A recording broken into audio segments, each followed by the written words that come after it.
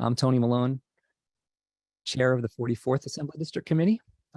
Katie Walsh is here. She's the chair of the 51st Assembly District Committee, and she's the one who got the ball rolling to make this forum happen. So thank you, Katie.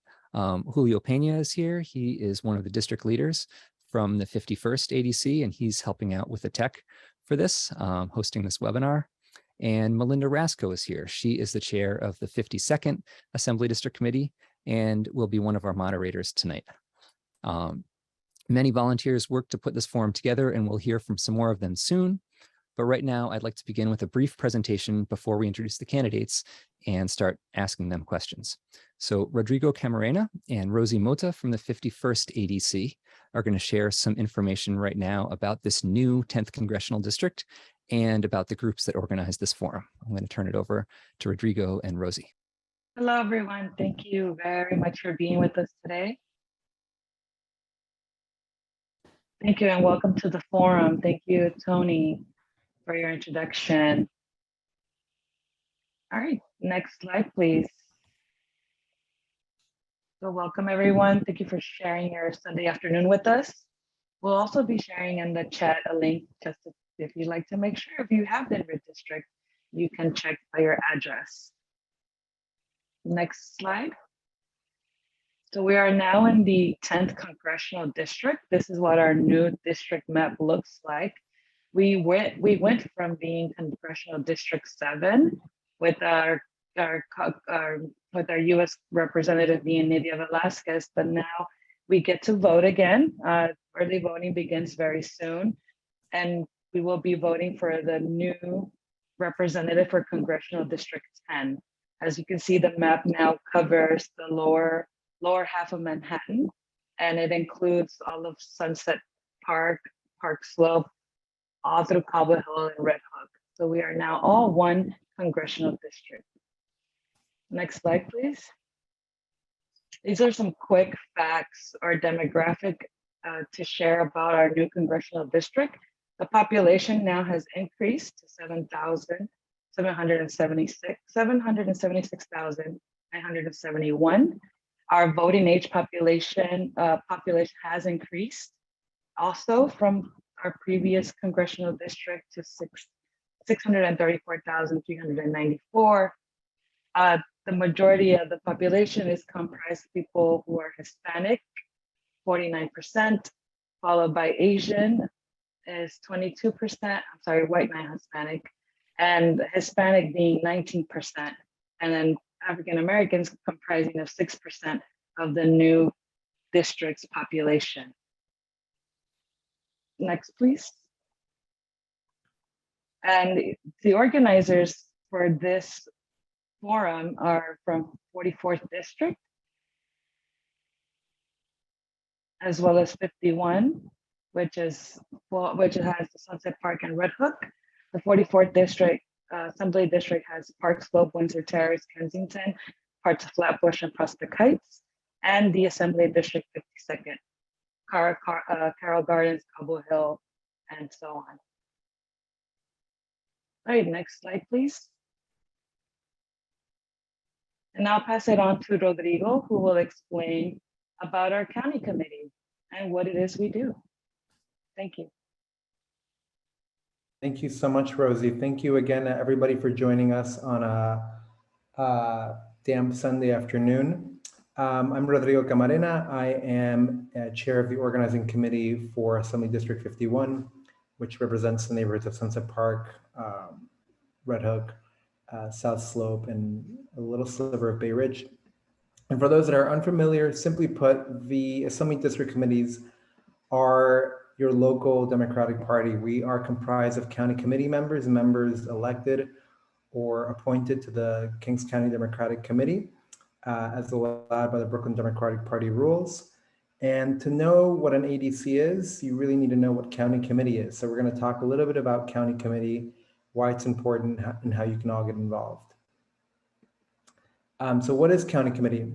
It's the ground floor of the local Democratic Party. For those that aren't involved in local Democratic politics, it's really where the most active and ideally participatory elements of the party exist and operate. And so county committee is made up of, you can imagine, two houses, a lower house and an upper house. The lower house is around 3,500, almost 5,000 seats. About 3,500 of those are filled and 1,800 or so are empty. The upper house is made up of district leaders like Julio Peña and Jackie Painter, who you saw earlier. There are male and female district leaders.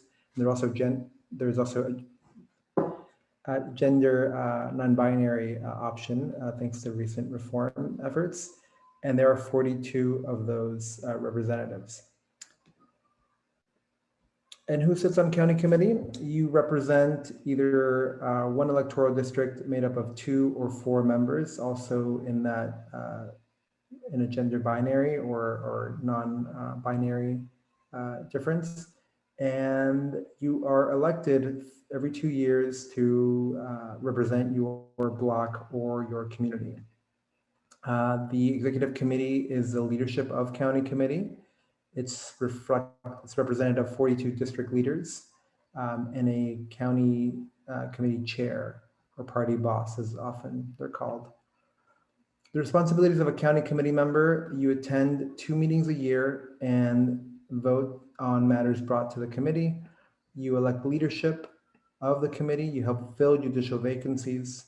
You select the Democratic nominee in special elections, which is a really big deal because oftentimes special elections take place because of someone leaving office suddenly, and it's up to county committee to fill that slot.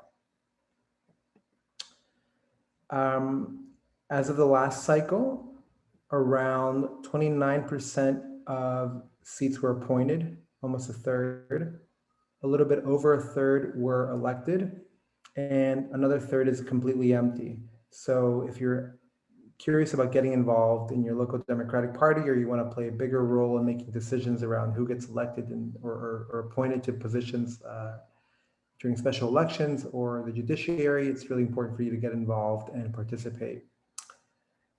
And a quick fun fact: 1 in 3 elected officials were appointed in New York by special election. The fact that you might not know about this body is no accident. Participation in county committee is low by design. Some members aren't even aware that they're on county committee. Oftentimes they receive special notice through mail a week before the meeting, and they get the option to not attend the meeting or to give their vote to someone else via proxy. We really think it's important for every Brooklyn Democrat that cares about their neighborhood or wants to play a larger role to run for county committee. The effort happens every 2 years. We just ended 1 electoral cycle. It's a great place to organize with your neighbors, to improve how the parties run, to choose candidates during special elections, as we mentioned, and to ensure that you get out the vote, you remind your neighbors about important election dates like these primaries, like the August 23rd congressional primary, and you play a bigger role in your community. For those that want to get involved, an organization called Rep Your Block is organizing around Kings County to help elect and help new county committers run for office. And now we're gonna meet tonight's moderators. And I'm gonna let Rosie introduce our first moderator. Thank you. Thank you, Julio, for that. So I get the pleasure of introducing Carlos Calzadilla, who is an immigration activist and political organizer and currently works in the New York State Senate and organizes with the Brooklyn Democratic Party's Assembly District 51st and is a veteran of several local campaigns. Rodrigo? And I have the pleasure of introducing Malynda Rascoe. She's a well-respected organizer and political strategist who's currently a doctoral student at the Niou School in Public and Urban Policy. She's also currently chair of the Women's Caucus of the New York State Young Democrats, and as noted, she's chair of the 52nd Assembly District Committee. So thank you so much to Malynda and Carlos for moderating tonight's event. We're going to get started. Please engage in the chat, do what you need to do there. Carlos is going to give us rules of the road, but I'm excited to be here. So thank you both, Rosie and Rodrigo, for that presentation, for that introduction. Make sure that you're tweeting if you have any highlights, tweet. We want to hear about it, and make sure you at us. So my name is Malynda Rascoe. You can tweet me at Malynda2K7. God knows what's yours. Well, you can do it at Carlos_Carls07. Perfect. And we will be sure to retweet you, to share, to engage as much as we can, because we're both moderating. So I'm going to kick it over to you, Carlos, only because my notes went down. So until I'm able to get it together, I'm going to kick it over to you, and you're going to give us the rules of the road. Well, thank you so much, Malynda, and thank you for everyone attending. Thank you for the amazing team that has made this happen and our awesome introduction. So we're going to start with some ground rules to make sure that we keep this event as informative and respectful as possible. So for everyone who joined us today, you can post your thoughts and share relevant information to the chat. But please note the following things: no personal attacks on any candidates or attendees. Please don't campaign aggressively for your favorite candidate. Be aware of how much space you take in the chat. Please don't repeat yourself.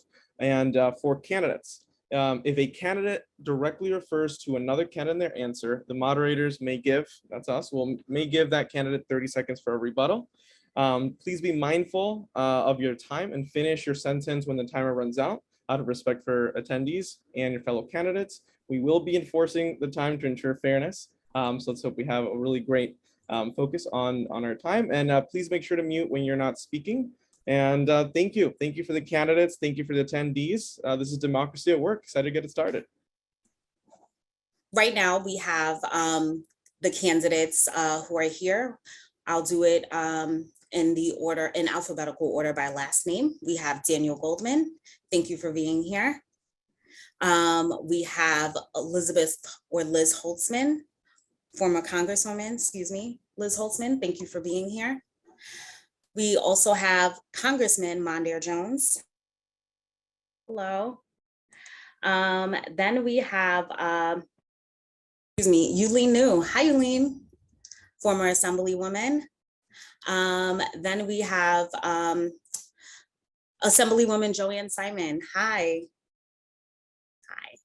And still current.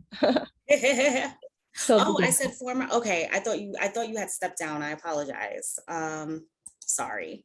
And then we have Carlina Rivera, who will be joining us in just a moment. So we're going to get started with opening statements, and we're going to go in alphabetical order, starting with last name. So if you can, Dan Goldman, if you can tell us about yourself, why are you running and why now? 2 minutes, please. You got it. Thank you so much. And thank you, everybody, including the county, for having us here. We are facing a 5-alarm fire with our democracy under attack. And too many people don't realize it and view it as a tiny distant flame.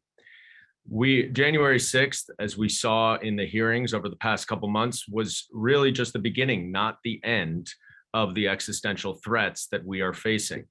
Donald Trump is going to run for president in 2024, and he will do everything in his power to steal the election. Everything remains at stake right now: the right to choose, the right to vote, our planet, and of course, the very future of our democracy. And without our democracy, we cannot meet the urgent needs of this district. We cannot repair NYCHA and increase affordable housing. We cannot have environmental resiliency and education.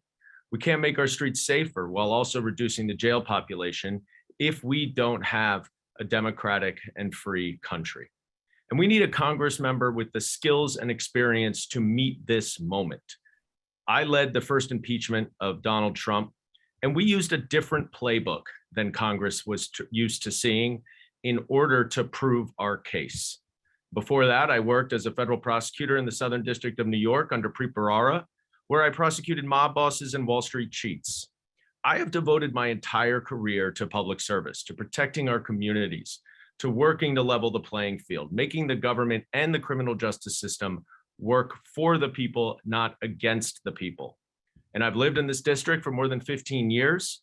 I'm raising my 5 children here, and I am really worried for their future. The same playbook in Washington is not working. We have to change the direction of this country, and in order to do that, we have to change our strategy and our tactics. We need new and fresh ideas. the kind of new, fresh, and creative strategies that I brought to the Trump impeachment investigation. And Thank you. I look forward to speaking with you more, and I hope we can all join together to save our democracy. Thank you. Next up, we have former Congresswoman Elizabeth Holtzman. Good evening, everybody. Thank you very much for your invitation. Thanks to the participants and the audience. I just want to say that something resonates very deeply with me. At one point, I started my political career as the state committee woman for the 44th Assembly District. So it's a shout out for the 44th Assembly District. Not quite the same as it was, but that's where I got my start. In any case, as many of you may know, and some of you may not know, my career has encompassed being the youngest woman ever elected to Congress. At the time I was elected to Congress, I was ultimately chair of a subcommittee on immigration. I had many, many, many bills passed by Congress, signed into law by the president, and had what people call a trailblazing and legendary career. I was then elected as the first woman district attorney in New York City. In that position, I was able to open up opportunities for women, minorities, and also change the system on racial discrimination in jury selection. I was the only district attorney in America to fight against discrimination in jury selection using peremptory challenges. And the Supreme Court at that time bought my argument and banned the practice and gave my office credit. I'm the only woman who ever served as controller of New York City. In that capacity, among other things, I opened opportunities for women, African Americans, minority groups to participate as they had never done before in the sale of city bonds and in the management of the pension funds. These are dangerous times. We have several threats aimed at us. We have an extremist Supreme Court trying to take away rights of women. And if they can take the rights of half the population, they're going to take everyone's rights. We see what's happening in Indiana right now. We have Trump trying to come back, trying to steal an election a second time. We have MAGA Republicans, and I want to have the opportunity to represent this district and fight those threats. Thank you. Next up, we have Mondaire Jones. I'll repeat the question. Tell us about yourself. Why are you running and why now? Hello, County. It is so great to be with you today. I'm Congressman Mondaire Jones, and I'm running for re-election because our work has just begun. Growing up in New York, my family didn't have it easy. I was raised in Section 8 housing and on food stamps by a young single mom who, like so many incredible women throughout our district, still had to work multiple jobs just to provide for our family. Growing up, I never imagined someone like me could run for Congress, let alone get elected back in 2020 as our nation's first openly gay Black member of Congress. And I have hit the ground running. My colleagues elected me unanimously as the youngest member of House Democratic leadership, and I've been named the most legislatively active freshman member of Congress. I have been a change agent in an otherwise gridlocked Washington. I helped pass the American Rescue Plan, which delivered billions of dollars for New York City schools, housing, and healthcare. And last fall, when few people thought we could get Build Back Better through the House and others doubted we could pass the infrastructure bill, I negotiated passage of both of those bills, and now billions of dollars are coming to New York City for infrastructure. And I'm running to bring as much of that money to our district as possible. Later this week, I'm excited to vote for the largest investment in climate action this country has ever seen, as well as for finally allowing Medicare to negotiate the price of prescription drugs. This will be the scaled down version of Build Back Better that I've been fighting so hard for over the past year. And I've also been leading the fight to defend our democracy and to protect the right to vote, having co-authored the Freedom to Vote John R. Lewis Act. And I had the courage more than a year ago to introduce legislation to expand the Supreme Court to protect fundamental rights like abortion and marriage equality. So I'm a progressive with a track record of actually delivering results. I don't just talk about it, I am about it. And I'm proud to be running a truly grassroots campaign and to be endorsed by diverse groups and political leaders from Grand Street Democrats to labor unions to the Congressional Progressive Caucus and the Congressional Black Caucus, New York Progressive Action Network, and yes, House Speaker Nancy Pelosi. Thank you so much, and I look forward to tonight.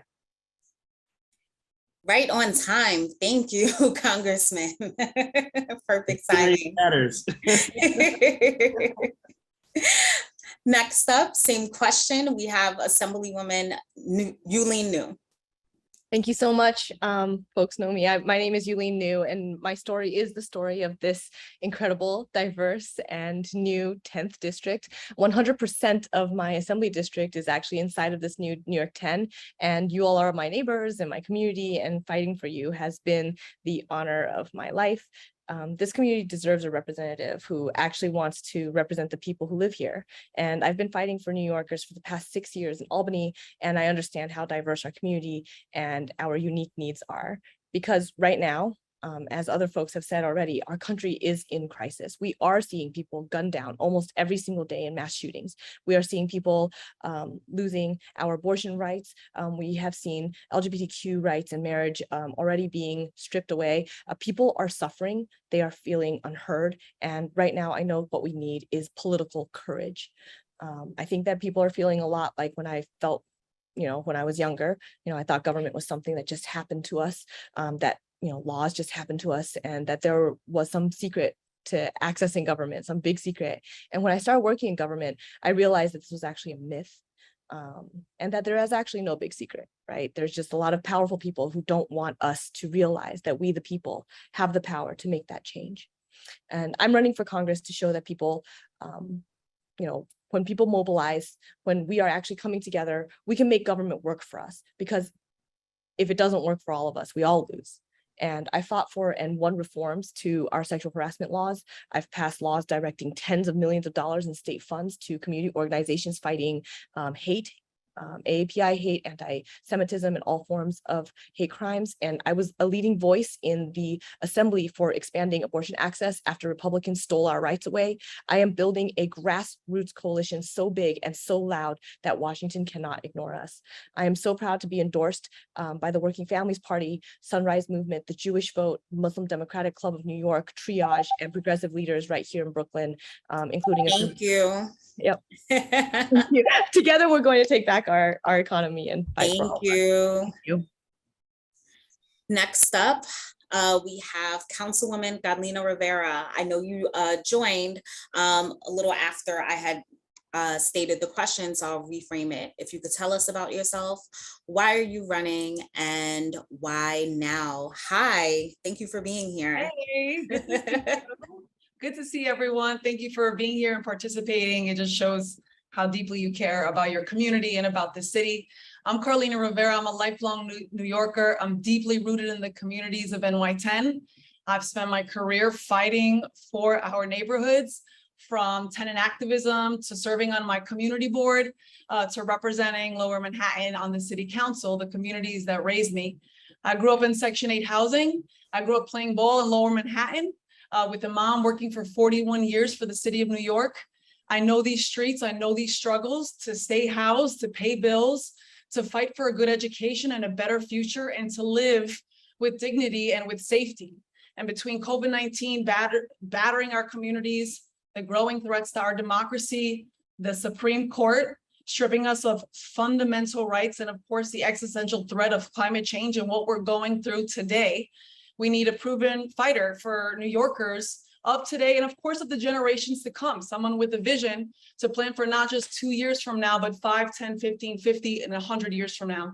This district deserves a congresswoman with a deep understanding of our community struggles, our nation's most urgent fights, and a real record of legislative accomplishments that address them. I'm the most productive legislator in the city council. I've passed laws for funding to reduce emissions from New York City buildings, and of course, just generally pushing forward greener infrastructure and prioritizing mass transit, creating the nation's first municipal abortion access fund, making medication abortion and long-acting reversible contraception free in city-run health clinics, and creating the vibrant Open Streets program during the pandemic. I'm asking voters, I'm asking you humbly to send me to Washington, get things done, and to show you that I have the proven record to do it. That record has earned me the support of countless elected officials, labor unions, democratic and issue advocacy groups, advocates, and all the ones that I've delivered for. I don't back down. Councilwoman. Thank you. Last but not least, we have Assemblywoman Joanne Simon. Hi, Assemblywoman. You're on mute, Assemblywoman.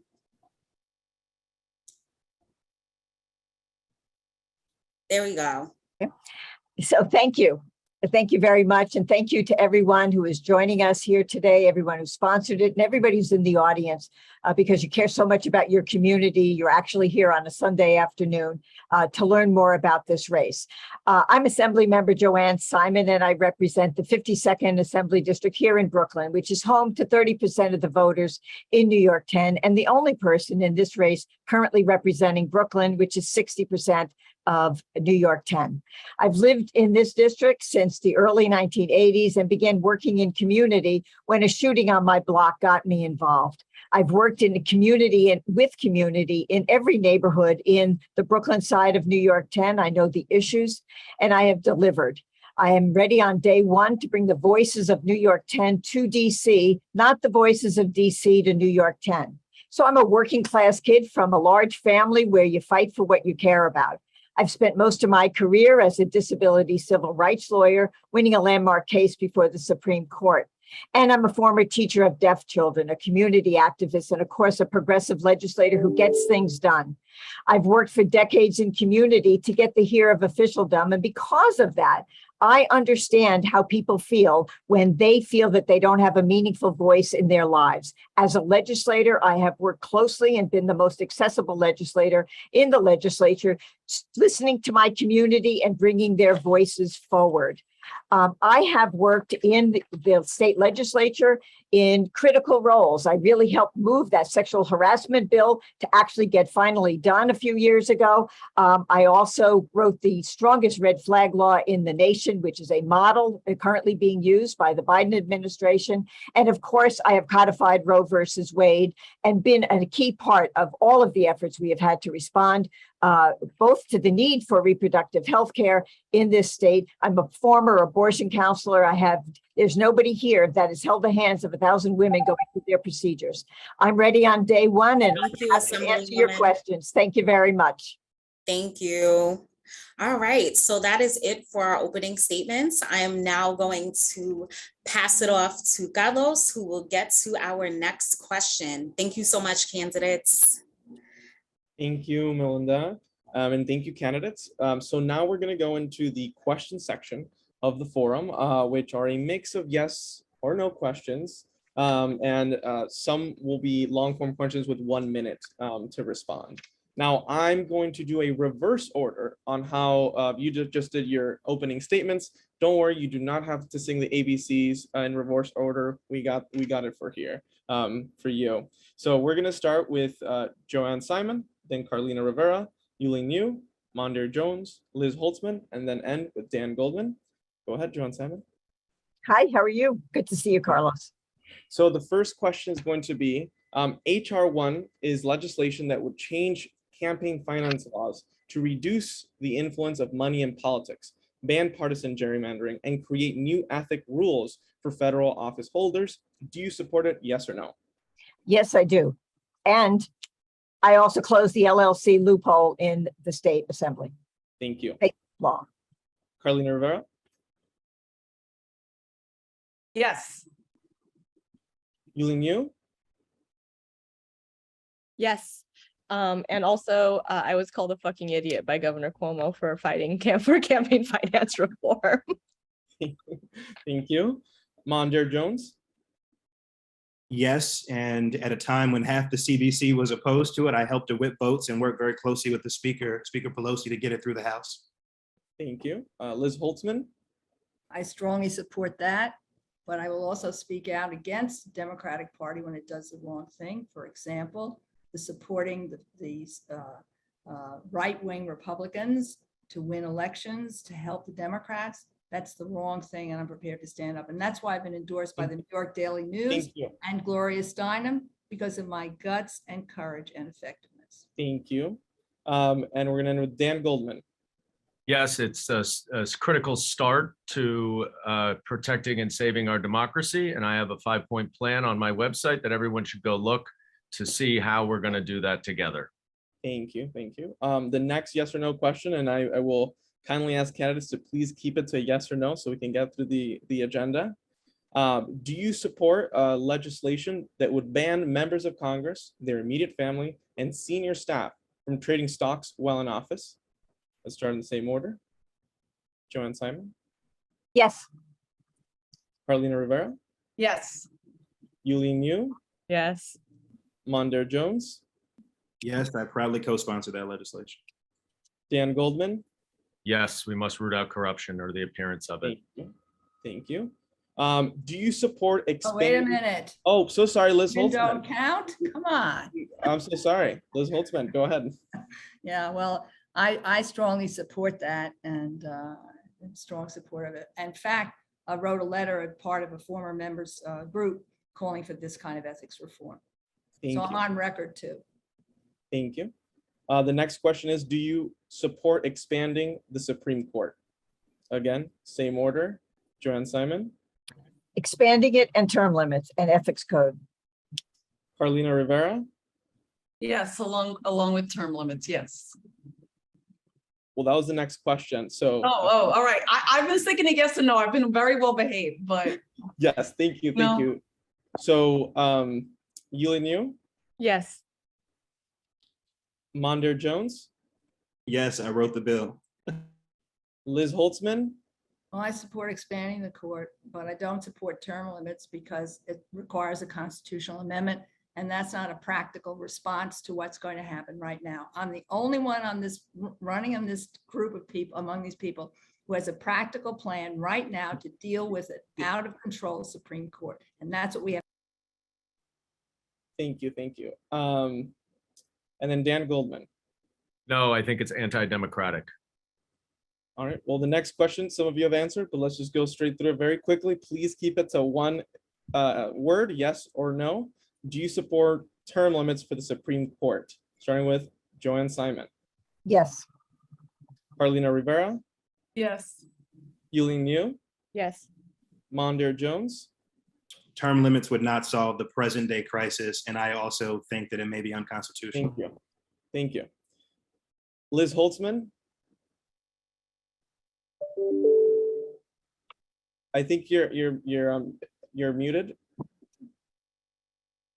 I don't support us term limits because it's not an immediate solution to All the right. problem. We Thank need you. immediate solutions, which I'm proposing.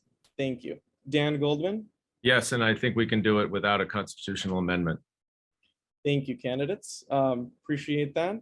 Now we're going to go into several words. Your 1 minute response to these questions. We'll keep the same order that we had for the yes or no. Now this question is, what steps would you take as a Congress member to protect democracy in the United States? And how would you work with local Democrats, such as the ADCs, to foster more participation? You have 1 minute each to answer that question, and we're starting with Joanne Simon. Well, clearly, we need to ensure that we preserve democracy. That goes to voting rights laws. The John R. Lewis Voting Rights Act and HR 1 as well. And it also means that we have to work here at home. You know, I'm the only person here that has stood up to the Brooklyn machine early on with Vito Lopez when he was the county chair. I have a history of standing up for democracy and working closely with the ADCs and all the county committee members in my district, and certainly happy to work with people in other districts as well, because that is how we have a strong Democratic Party. We have a strong Democratic Party when we include everybody and we give them an opportunity to have a meaningful voice. That's what I've been about, and that's what I will be about going to Congress.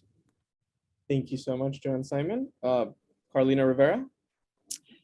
Hi, yes, I would say there's a few things, right? So right now, even in our home state of New York, we should be making it as easy as possible to vote, expanding voting rights where we could. We've done drop boxes. We have done absentee voting early, but we certainly can do a lot more. And states, especially where Democrats lead, we should be leading the way nationally, because right now, democracy is under threat like we have not seen in our lifetime. And I'm sure, you know, many of us here would agree on the actions that Congress must take, including getting rid of the arbitrary Jim Crow era, the relic of the Senate filibuster to start. We have to pass a renewed Voting Rights Act. We have to set minimum national standards for access to early absentee and election day voting, like those proposed in the Freedom to Vote Act. And we have to ban extreme partisan gerrymandering and much more. I'm very proud to have a record of using the tools available to us as a city of more than 8 million to strengthen democracy and, for example, supporting the city's public financing system and ushering in an unprecedentedly diverse city council. So we should be leading locally and then, of course, influencing nationally and doing as much as we can. Thank you. Thank you. Thank you. Now we're going to with Yuh-Line Niou. Yeah, so in Albany, I fought and won protections that made it easier to exercise our rights to vote. For example, in our final week, we actually passed New York's version of the federal John Lewis Voting Rights Act. This is something we also have to do on the federal level. I think the Stacey Abrams playbook in Georgia should be actually made a national playbook by the DNC. She's actually shown what organizing can do to push back against voter suppression, and we have to listen to that. We don't get anything done until we actually get rid of the filibuster. And while we're at it, let's talk about what's actually funding all of this voter suppression and finally get dark money out of politics by ending Citizens United. I think another thing that we have to do is what we already talked about earlier, is making sure that we have clear ethics and guidelines about funding. We do need to have campaign finance laws and make sure that we actually have some reform there. I think that it's really important to make sure that people are actually, walking the talk, right? Especially for us. And I think that, it's really important that we make sure that we are actually getting the rights to vote easier. The fact of the matter is, we have to have access to the ballot a lot simpler. Thank you. Thank you so much. Mondaire Jones. No one in the House of Representatives has fought harder than I have to defend our democracy and to protect the right to vote.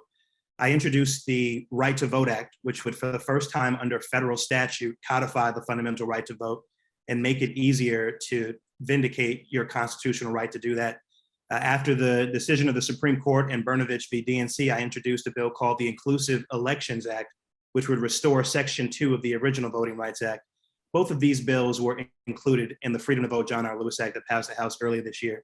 But I also truly believe that we are in a 5-alarm fire, which means that I support Supreme Court expansion, understanding that it has been the Supreme Court that has gutted the original Voting Rights Act and unleashed the present day wave of racist voter suppression. It's ironic to hear someone describe that as anti-democratic to expand the court when we're trying to restore and strengthen our democracy through once again having a pro-democracy majority on that institution. Thank you so much. Liz Holtzman. I feel very strongly, and I share the views of many of my colleagues here, that we have to expand voting rights in New York. We don't have as easy a system as we could. That needs to be changed, but obviously needs to be changed on the federal level. One of the things is that the Justice Department needs to be out in front. It hasn't always been out in front. It's been too far behind in fighting every single one of these restrictive measures. In fact, in Arizona, the Justice Department upheld a discriminatory and refused to fight it, a discriminatory voting rights proposal statute in Arizona. That was wrong. I was on the committee that voted for the impeachment of Richard Nixon and to try to bring both ethics and accountability into government. We passed a very strong reform bill on finances. The Supreme Court undid it at that time. We wanted limits on expenditures. The Supreme Court took those off. If we could have a level playing field so that the very rich can't spend all the money of their own money, the special interests would be limited, we would be into a much better and cleaner system and one that was more responsive to voters than we have now. Thank you so much. Dan Goldman. I am the only candidate in this race who has taken on Donald Trump. And make no mistake, Donald Trump is the biggest threat to our democracy. January 6th was his beginning. It was not his end. And while voter suppression laws are horrific and expanding, the biggest threat to our democracy right now are Republican state legislatures changing the laws to allow for elected partisan officials to overturn the vote of the will of the people. This is happening in Republican states.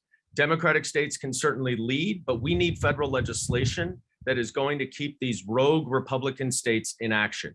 I have been there on the front lines leading this fight. I helped draft the Protecting Our Democracy Act, which is a critical act to curb the abuses of presidential power. We need transparency, fairness in our voting system. We, of course, need to expand the right to vote and ensure that everybody has access to the ballot.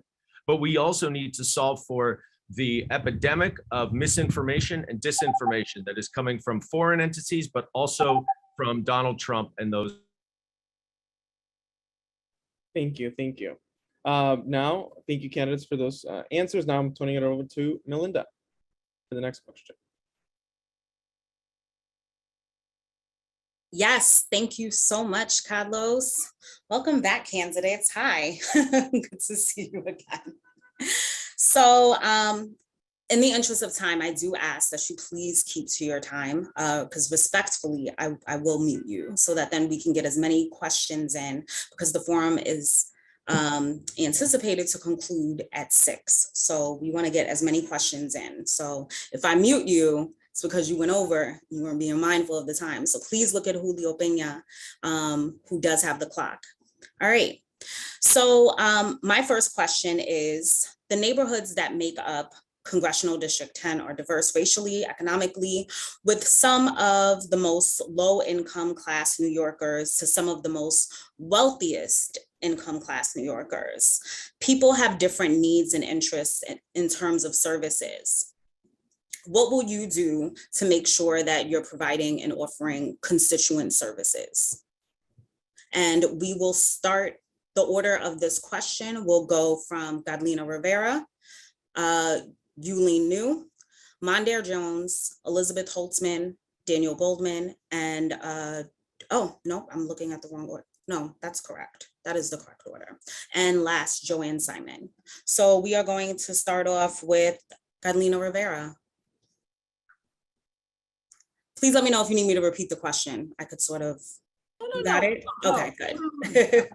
So you mentioned what NY-10 looks like. NY-10 looks a lot like my council district that I represent, demographics wise, socioeconomically, and I have my office right on the street, open door to anyone who wants to come in and ask a question. It's incredibly important. Constituent services, I will tell you, I'm in my 5th year as a legislator, an effective legislator, and people being able to come to you to ask a question for referrals, find information, and really just figure out some of the things that they're hearing on the news is what you spend the majority of your time on. So it's really important that you know a few things, that you have a deep connection to the communities here, that you are not a stranger in your own district, that you understand the changes over the years, how families are struggling with affordability and really living in crisis, and what we've just lived through as a city. So ensuring that there is language access, that you're working with the community-based organizations that can provide the proper referral, and that you're consistently visible and in the street and present. That is how I've been as a legislator and how I'll continue to be as a congresswoman. Thank you, Councilwoman Rivera. Next up, Assemblywoman Niou, same question. Sure. Thank you so much for that question. It is actually probably the most important thing actually about being a representative of any office, local office, all the way to federal office. I think that it's really important that we have strong constituent services because all politics are local, but also we have to make sure that people are actually getting the services that we're providing, right? Language access is one of the biggest things. So we have to make sure that we have enough language access in our offices. This is a diverse district, socioeconomically, but also racially and ethnically. And I think that we have to make sure that we have different lenses that we're looking through whenever we're talking about anything, and understanding that, people are coming from, policy perspectives that, you need to listen to. And so good listening skills, making sure that folks are getting the things that they need. And we have one of the best and most robust constituent service offices in Albany and in here. So I think that it's really important that we continue to do that for our constituents. You have to be there for the problems that people are facing. Thank you. Thank you, and thank you for sticking with time. Congressman Jones. Well, Malynda, I'm proud to already have strong constituent services and have experience as a member of Congress providing those constituent services. It is so important that people be able to get their problems solved or addressed, or at least directed to the appropriate person, depending on what the issue is, and that people know that when they reach out, they're actually going to have their phone call answered. And I'm also talking about people being able to reach out across social media platforms, which is something that I pride myself on making accessible to folks. As the representative for this district, I would commit to making sure we've got a district office in both Brooklyn and in Manhattan, to staffing that office with people who are able to speak various languages represented across this beautifully diverse district. And that people understand that they need to prioritize communities that are facing the most marginalization. And so I'm talking about NYCHA, I'm talking about people living in environmental justice communities, and of course, making sure that no one gets left behind, but making sure that there are certain issues that get elevated as being the most urgent. Thank you. Next up, we have Daniel Goldman. Excuse me. Why am I the invisible person here? I'm sorry, was that the order that I said? I apologize if that was the order that I said, and I Reverse. apologize. Go ahead. Everybody's Congresswoman. having problems. Is that because I got endorsed by the Daily News today? I don't know what's going on. This counts towards your time. No, it doesn't. I'm just trying to figure it out. Okay, I think it's constituent services are critical. When I was a congresswoman, we had enormously effective constituent service office. I was there personally, not just my staff, every Sunday for office hours without any appointment. I will tell you that as a congressperson, you learn from your constituents. It's not, your job isn't only to transmit programs properly to your constituents, but to find out what programs the constituents need and get those programs for them. One of the things I did when SSI first went into effect for elderly, blind, and disabled, there were no food stamps. People came into my office crying. I went to the floor of the House. I stood up, I interrupted the chair of the Ways and Means Committee, and I said, we got to solve this problem. People are crying, they can't eat. And we did. We got legislation through that provided food stamps. Orphan drugs, another issue that came to me because a constituent called with a broken sewer. I got the sewer fixed, but then I found out that the constituent had a rare disease. Drug companies didn't make drugs for those diseases. We went to Washington with her doctor. We found out from the FDA that this was a serious problem. We got the first legislation through in the country to provide. Next up, we have Daniel Goldman. And just to remind people about the question, we're focusing on constituent services. How will you prioritize that as an assembly person? So Daniel Goldman and then Assemblywoman Simon. Great, thank you. This is a wonderfully diverse district that I am excited to serve and ensure that we are lifting everybody's opportunities. Rising tides lift all boats, and I'm very excited to tackle so many of these issues. As for constituent services, that will be a critical way of doing this. A couple of things I plan to do. One, I plan to hire into my district offices in both Manhattan and Brooklyn those who are very active and involved in the various communities so that my district office will represent all of the communities of the district. I also intend to have a hate crime hotline. Hate crimes against Jews, against the APIA community, LGBTQ community are so much on the rise, and we have to root it out. And I want to be a resource for everybody to provide that. And then finally, we need to be out there. I'm going to prioritize my district office over my legislative office in Washington, D.C. And I am excited to be on the ground with all of the different communities serving them. Thank you. Thank you so much. Next up, Assemblywoman Simon. Thank you very much. This is an area that my office has excelled in from day one. I have started a Java with Joanne, which is a regular occasion where people can come in and we meet them, and we've been doing it on Zoom through COVID to talk about the issues that affect their lives. It's a very diverse district, despite what you might read in the papers. And so the reality is, the people that we serve are the people who need those services. Just this week, we were able to finalize the Social Security benefits for someone who had been denied those benefits for months and months and months. And we fought very hard, and we just got that resolved this week. And so she's getting $20,000 of back Social Security benefits. That's what my office does every day of the week. And this is what I did during COVID. I've been, people come up to me, other elected officials have thanked me because my office has been the one out there providing the most service and getting people their unemployment and getting people the services that they were entitled to under COVID. Thank you, Assemblywoman. All right, so we are going to move forward to yes or no questions. So let's take a breather. In and out, in and out. Yes or no questions. Please stick to that as much as you can. Well, no, stick to that. So this round of questioning is going to focus on education and racial justice. Education and racial justice. In the interest of time, we're coupling both. So education and racial justice. So starting with Carlina Rivera, do you support the cancellation of all student loan debt? Yes, I've had student debt. It sucks. Cancel it. Yes or no? But I hear you. I definitely hear you. Yuh-Line Niou? Yes. Yes. Okay, great. Congressman Jones, I apologize. Yes. Okay, great. Elizabeth Holtzman? You're on mute. I'm going to ask you to unmute. Theory, a great idea, but in practice, we're in serious inflationary time. I'm not sure. Okay, next up, we have Daniel Goldman. I support canceling some student debt. Okay, and then last but not least, Assemblywoman Simon. Yes, I've had it and it does suck. Gosh. Okay, so just to recap, you all support the cancellation of student loan debt, except for Daniel Goldman, who says that he wants to cancel a portion of it, and Elizabeth Holtzman does not, right? Is that correct? I'm asking you to unmute. Just wanted to make sure I got it because my computer went out. Yeah, I mean, I don't think it's this a is not correct really a yes. summary. This is not really a yes or no question. That's part of the problem. But yeah, I think that we have to recognize that we have to figure out a way to Thank pay you. for it. That was it. Just wanted to confirm. All right, moving on to our But I yes or think no it's wrong. questions. I think it's a mistake to try to restate our answers. Let our answers speak for themselves.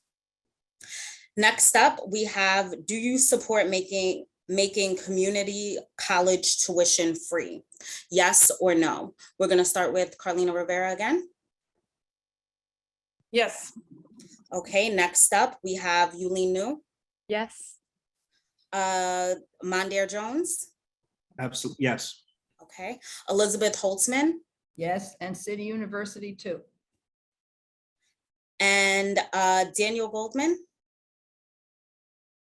You're on mute. You're still on mute. Yes, and vocational education too. And Joanne Simon. Yes, New Deal for CUNY. And the final question in this round is, do you support the HR 40 Commission? It's the study to analyze reparations. So do you support that? We're gonna start off again with, actually, we're gonna go backwards. I'm gonna go backwards. Joanne Simon, do you support that? Assemblywoman Simon, HR 40?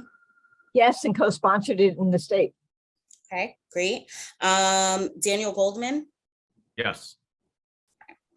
Elizabeth Holtzman, Yes. Mondaire Jones, Yes, and I'm proud to have the support of the author of that legislation. Yuh-Line Niou, Yes, also a co-sponsor. and Carlina Rivera. Yes. Great, great, great. Thank you so much. So now I would like to ask you if you could take a minute to answer this one policy question. What specific policies would you advocate for to close the racial wealth gap? So we're focusing on policies to close the racial wealth gap. What are they? So yes, so we are going to start off with Carlina Rivera. Well, there are a few things, and I have 1 minute, right? Okay, so Yes. the racial wealth gap, there's a few things we have to address right away in terms of our economy. I mean, we need a more livable city. We have an affordability crisis with social services and our infrastructure crumbling. And I'm from New York City. I was raised by the communities in NY-10, and I know very much how disproportionate services and programs can be in terms of who is historically underserved. We have tens of thousands of families living in public housing who are living in disrepair. We have to make sure that we are preserving affordable housing, creating affordable housing, investing in our education system, investing in workforce development training, and ensuring that we are also addressing these systemic inequities that are so prevalent in our healthcare system. I was the chair of the committee on hospitals during the COVID-19 pandemic, and we could see there how disproportionate and systemically unjust healthcare provision is. So to close that gap, Thank you, health Councilwoman. services, we have to have an intersectional approach. Thank you. Thank you so much. Next up, we have, I keep forgetting the list. Sorry. Next up, we have Yuh-Line Niou. Thank you so much. So closing the racial wealth gap is one of my biggest goals right now. It's trying to make sure that we have, simple things, right? I always think of things in past, present, future tense when it comes to our policies. And I think that one of the biggest things is we have to stop some of the predatory cycles of debt. We have to make sure that we are actually stopping, trapping people in cycles of debt. One of those things is to make sure that we are actually allowing folks to actually have social benefits and access to social benefits.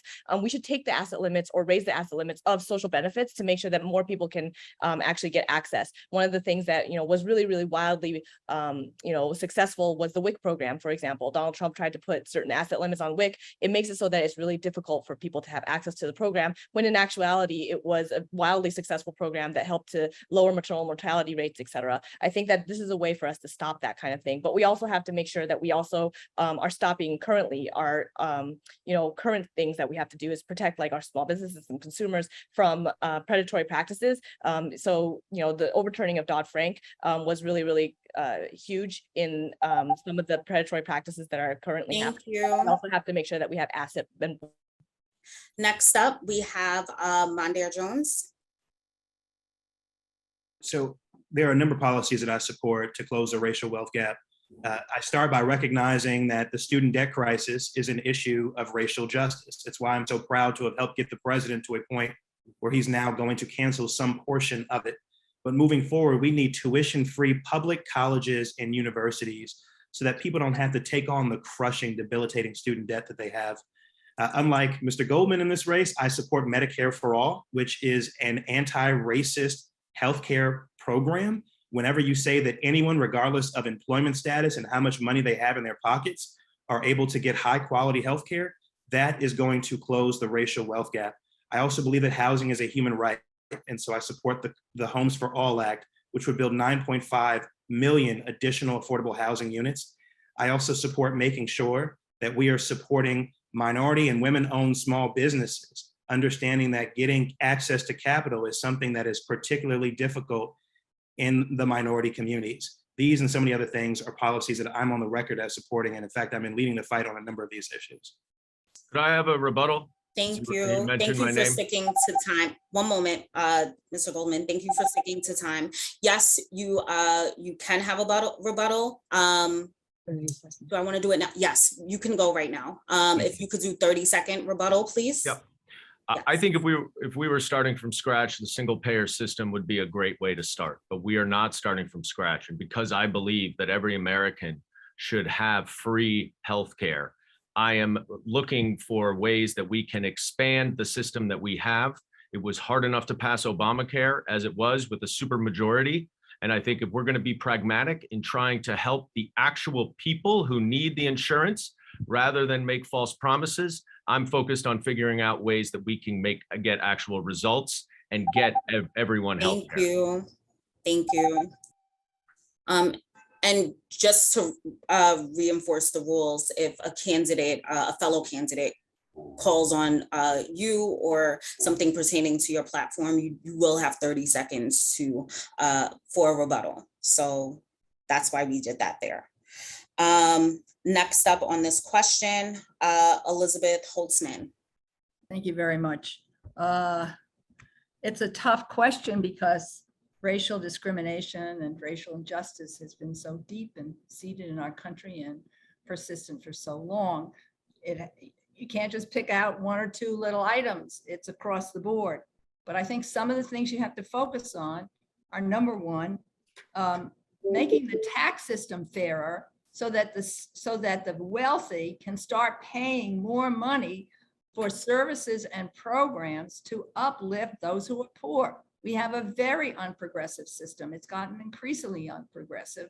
So that's one of the things that has to be done. We need the money to do it. We talked about canceling student loans, where the fund's going to come from. So you need to do that kind of thing. Secondly, I fought racial discrimination in many ways, also including in terms of opening opportunity. We have to be examining that throughout our city government, state government, federal government. We need to be auditing how well we're doing in that respect. Education is also vital, but housing is critical too. I was able to finance the construction of more than tens of thousands of units of affordable housing. Thank you. Comptroller of New York City. By the way, I'd like to claim 30 seconds to deal with a statement that Dan Goldman made earlier on that affects me too. So I'd like 30 seconds with respect to that. When he I said- never mentioned your name. I know, but you said you're the only person on this panel who has ever stood up to Donald Trump. And I wrote a book called The Case for Impeaching Donald Trump. I think before you were on the committee, I think you can't annul me. You can't erase me. You can't erase other people who've done that. Well, Thank you. Melinda, I want that 30 seconds. I think many of us have stood up to Donald Trump. We were in service under a Trump administration while there was divisive, hateful rhetoric, violence against low-income immigrant communities, and a threat to put on the very census a citizenship question, which created anxiety in already fearful communities. So Trump affected all of our communities. We have all stood up to him. We have all been serving people who understand that what he has perpetuated has created violence and hateful rhetoric. And we will all be standing up to someone like that against the bully. Oh my God. Not aiming to be a savior for the rest of the city, but to be working collaboratively to fight for justice. Can we be respectful of the moderators? Yes. Melinda, can I just say, I mean, relatedly, I am the only person at this forum who's actually voted to impeach Donald Trump, which was, in the House at least, a successful impeachment. So it is interesting to hear Mr. Goldman misstate the facts in forum after forum. I know that his consultants are saying that he should be doing that, but it is frustrating. I've never seen someone on the Hill staff take more credit than the actual members of Congress, but that is precisely what is essential to his narrative. And so it is frustrating to hear. Thank you, Congressman. And I just, I'm happy to stand. I'm happy to stand on my record for the work that we did in impeaching Donald Trump in the Well, first. but the issue isn't your record. The issue is the words you're using in this forum, and those words are not accurate, and they mistake what the rest of us. I disagree. I think they are accurate. I What the think rest writing a of us book. have done, I and think that's writing a wrong, book is Dan. not the same You know, as, the as question- leading an investigation, an impeachment investigation. Yeah, So- but you can't, I didn't say it was the same. Candidates, because can you- I nobody hope that stood folks up. will respect our moderators. yeah, candidates, can you please, okay, we're gonna have to make a stop here for a second, all right? The rules were clear if a candidate is directly referenced, because if not, we're not gonna be able to get through the agenda. Let's make sure we. Hi, I wasn't sure if you saw my message. My computer is like freezing. Yeah, so it's okay. I'll take I'll moderate for now until you can get that sorted out. So I want to make sure candidates, if your name is directly referenced, you get to ask the moderators for a rebuttal, and then we will grant that rebuttal. There's plenty of time in this debate where you can talk a little bit more about a certain type of policy and what you've done, but you can use your own time. Let's make sure that we can get through this debate possible to make sure that the attendees also are able to hear from every one of you, because we can't hear when people are talking over each other. And please, one mic. Can I just ask for an amplification of that? When someone says that he is the only one of anyone on the platform, then he is naming everybody on the. I understand, and I think it's appropriate for us to get an opportunity to respond. I think. I understand it. We gotta go to the next question. Each candidate in your own answer can also respond if you feel that you have been called out, but by name only is the 30 seconds for the rebuttal. Okay. Right now, let me just go to the section that we're at. I think it's on to me for the racial justice and education. Yes, can you answer that? And please, let's go brief so we can move on.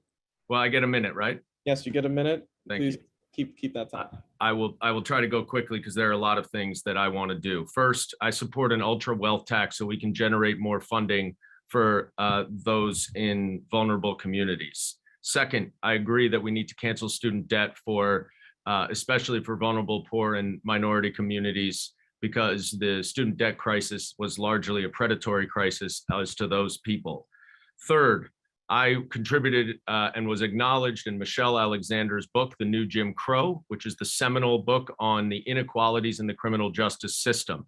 And one of the things that we need to do in order to level the playing field and raise up those people of color is to reform our criminal justice system, to decarcerate through diversion programs, mental health treatment, substance abuse treatment, and much more robust reentry programs so people can get back on their feet. Fourth, I strongly support and will advocate aggressively for early childhood education and development, including free early childhood health care, so that children can get better access and parents can keep their jobs. Thank you. Thank you so much. I believe, according to the order that we have, it would be Joanne Simon next. Thank you very much for the question. There are a whole host of things we need to do to combat the systemic racism that has pervaded our country from the very beginning of its time. So, but a couple of specific things. Number one, early childhood education is critical. I'm an early childhood educator, and the only one that has worked directly in this for years with kids with disabilities. So number one, we need to start providing education for our kids with disabilities, many of whom are low income children of color, number one. Baby bonds, we need to start right off from the beginning and give a baby bond to every child that is born in this country and start that generational wealth starting at birth. We need to provide affordable home ownership and funding streams for that by taxing the rich and by raising revenue in other ways that would be fair so that we can change the way the economy works. Workforce development, but one important thing to do is teach our kids to read. Right now, our teachers aren't being trained to do that. I have a bill to do that. It's a work of my life. And if we teach our kids to read, we can close our prisons. Thank you so much. Now we're going to be moving on to the next question. A very big theme of, in the questions that we received from our local Democrats that came in were housing, transportation, infrastructure, climate, and environmental justice. So now the order is going to be Yuh-Line Niou first, then Mondaire Jones, Liz Holtzman, Dan Goldman, Joanne Simon, and Carlina Rivera. Now the first question is, do you support increasing funding for Section 8 housing vouchers to deal with the affordable housing crisis? This is a yes or no question. Yes. And we will start with you. Yes. Thank you so much. Yes. Mondaire Jones, Yes. Elizabeth Holtzman, Yes. Dan Goldman, Yes.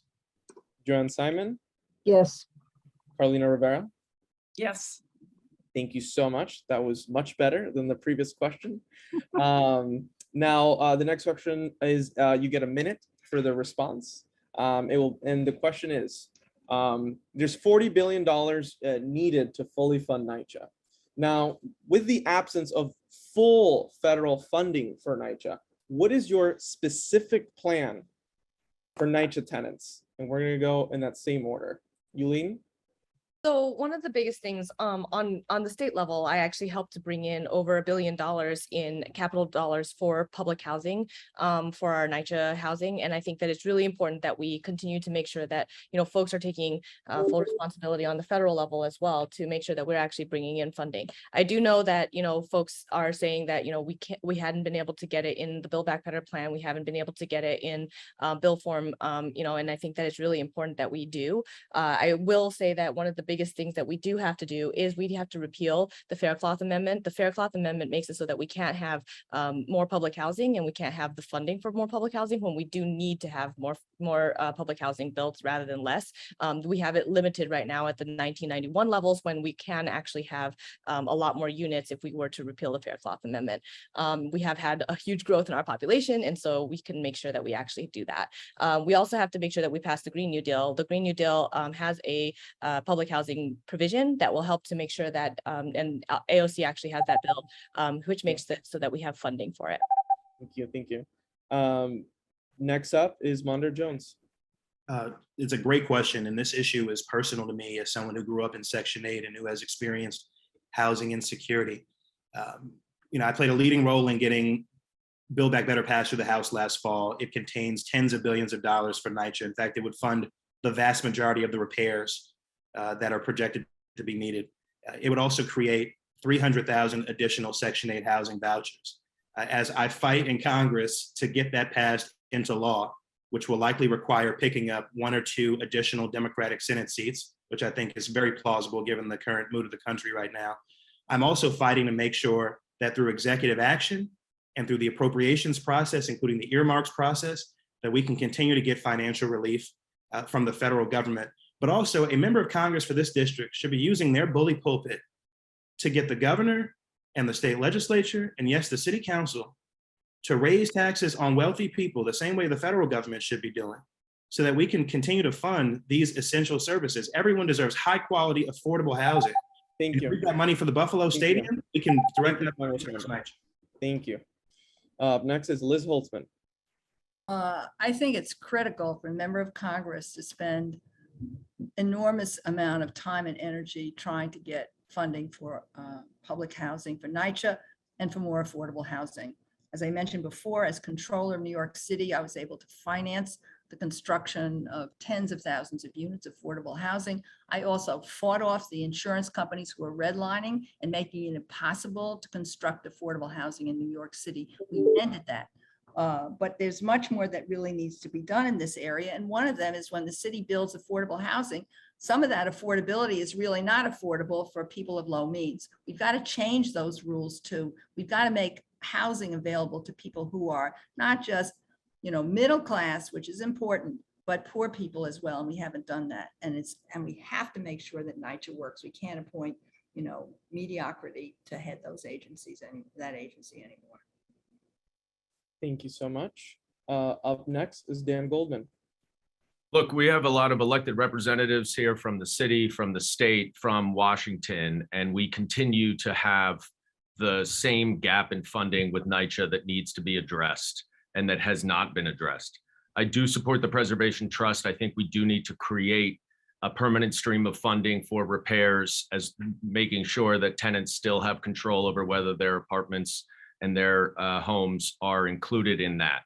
I also think that we need to look for federal funding for nonprofit organizations, especially those that are immersed in the housing industry, affordable housing, transitory housing, as well as homelessness. That is the way that we are going to be able in the federal government to provide funding to get the last 20% of the capital needed for new affordable housing projects to build more and better affordable housing. And that is one way that the federal government can act.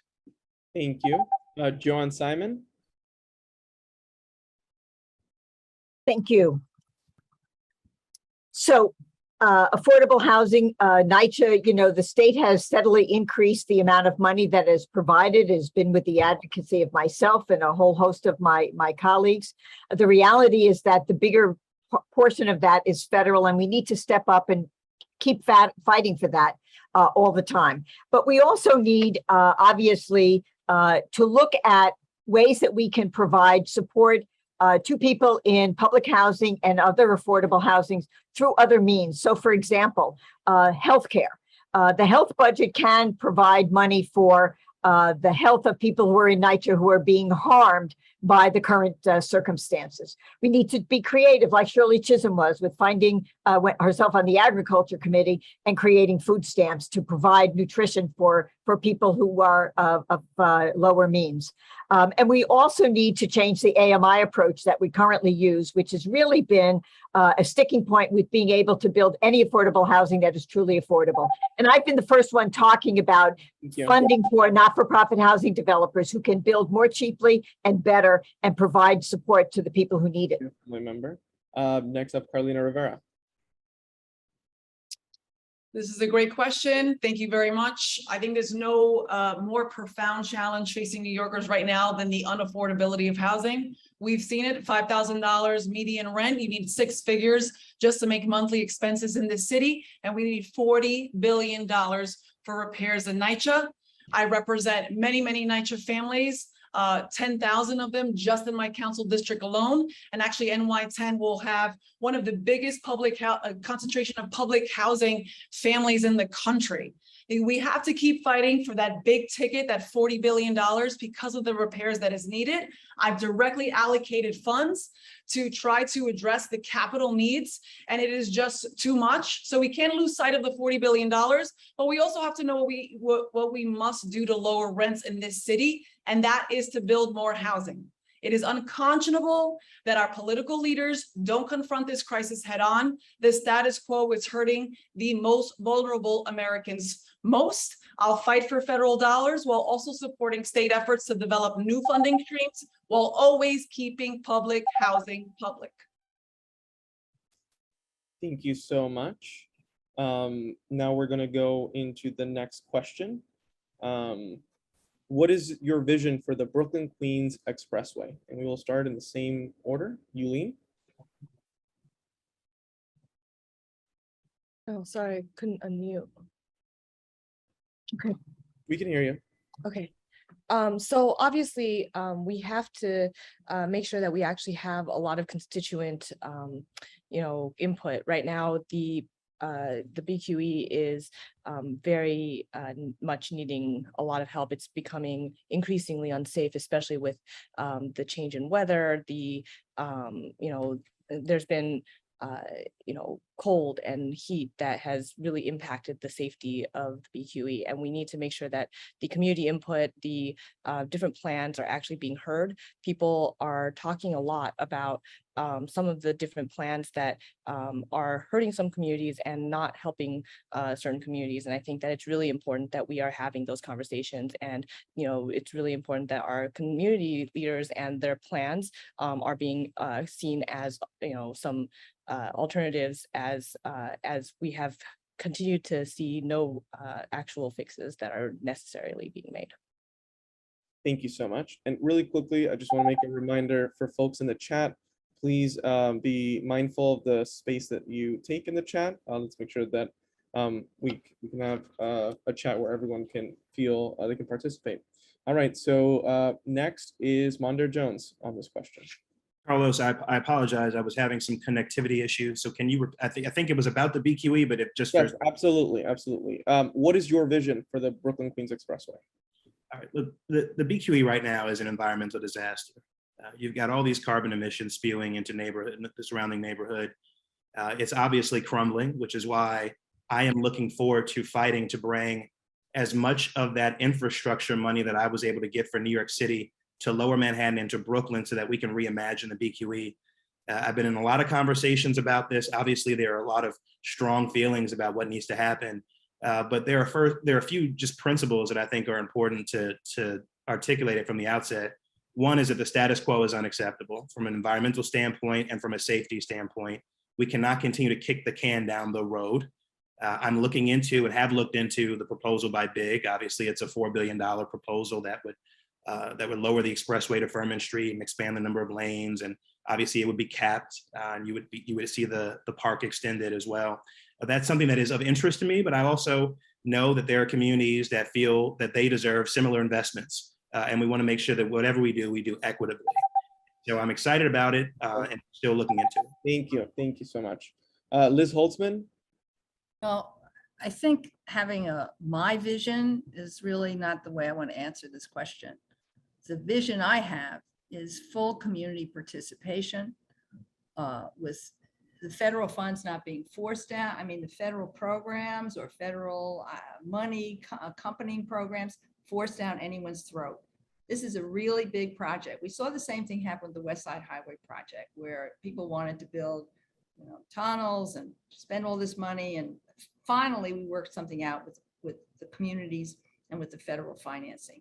We need to do the same thing here. Yes, there has to be robust and full community participation. We can't have fake experts, and we have to hear the full science about what's going to work and then choose what's going to be the most efficient and the most environmentally safe. And maybe we could even have some aesthetics into it too, something that will not ruin the beautiful vista that you have over Brooklyn Heights and the Promenade. So that's what I would do. And I would fight really hard to ensure public and community involvement. Thank you. Dan Goldman. Great, thank you so much. I've been spending a good amount of time speaking to community members and local activists about this. It is a significant issue that we're going to have to address because of the environmental concerns as well as the safety concerns. The number one principle I think we need to abide by is maintaining the promenade and ensuring that open green space remains. There is a lot of appeal to putting the BQE underground, covering it over, and creating more green space, more open space, and reducing the environmental impact of it. But again, that is very expensive, and we're going to have to make sure that the money is allotted evenly throughout the district and to all communities who need it. So, you know, I tend to agree with Liz that, you know, we have to be driven, as I will always be driven, by community input, community involvement. I'm intent on getting a 360-degree view of these issues before making any recommendation. Thank you. Thank you. Joanne Simon?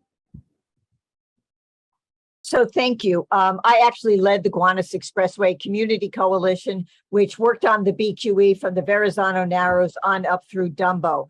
I did that. It was a major environmental justice project, but it was also about the pollution that was raining down on our communities throughout the corridor. So it needs to be a corridor-wide solution. It needs to actually change the way we move goods and freight in this city and in the state.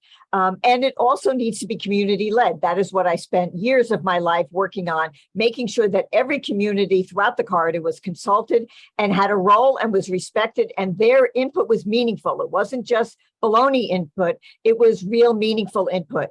And we came together with solutions that actually worked. The state took it and put it on the shelf and didn't do anything. And now I've been leading the fight in Albany, passing the Way in Motion legislation, and also ensuring that the state and the city get together. We had 8 years of a governor and a mayor who couldn't get along with each other.